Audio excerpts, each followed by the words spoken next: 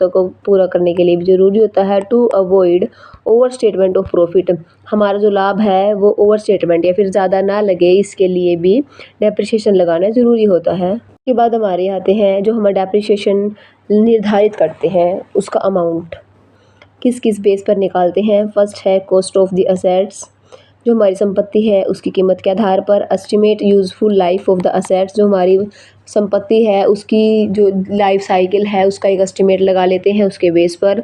Estimate scrap value, scrap value का मतलब होता है जब वो भी जो ये संपत्ति है वो यूज़ की नहीं रहेगी तो उसकी कीमत लास्ट में क्या रह सकती है उसके बेस पर। ओब्लिसेंस ऐप पर्सनल, मतलब वो ट्रेंड में न रहने के कारण। Nature of the assets and method of the uses, किसी संपत्ति की प्रकृति और उसके यूज़ के आधार पर भी हम जो संपत्ति है उसके डेप्रिसिएशन की वैल्यू का एस्टिमेट लगा सकते हैं। अब ये हमारे methods of depreciation of providing depreciation. First हमारे straight line method. Straight line method हमारा बिल्कुल सबसे इजी और ज़्यादा यूज़ होने वाला मेथड है, क्योंकि इसके अंदर हमारा जो डेप्रिसिएशन है वो एक ही सीधी रेखा के अनुसार चलता है। एक फिक्स्ड ही अमाउंट हम निकालते हैं, उसी अमाउंट से हम हर साल अपना जो डेप्रिसिएशन है वो लगाते हैं उसी सेम अमाउंट से ही। ठीक है, तो ये हमारा सबसे इजी है। एक हर साल एक निश्चित राशि ही वसूल की जाती है डेप्रिसिएशन के नाम से।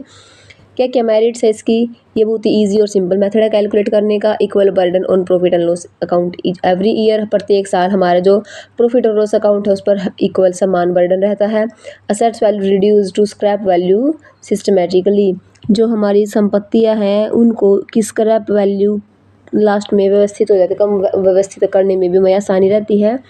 डिमेरिट्स क्या है इसके अंदर, ignorance the loss of efficiency with passes time, हमारी जो संपत्ति है उसकी कार्यकुशलता दिन प्रतिदिन कम होती रहती है, इसके अंदर ये चीज़ को इग्नोर किया जाता है। No suitable for assets requiring, हाँ हमारी कोई संपत्ति ऐसी होती है जिनकी मतलब जिनको रखने के लिए रख रखाव के लिए ज़्यादा पैसे की ज़रूरत होती है बाद के सालों में, उसके लिए भी इसमें कोई भी सुटेबल एक्शन नहीं लिया गया है। ये सुटेबल कहाँ पर है, ये उन संपत्तियों के लिए सुटेबल है जो एक जिनका जो यूटिलिटी है वो एक कांस्टेंट है, समान है, जैसे फर्नीचर हो गया और बिल्डिंग हो गई। ठीक है, उसके बाद हमारा आता है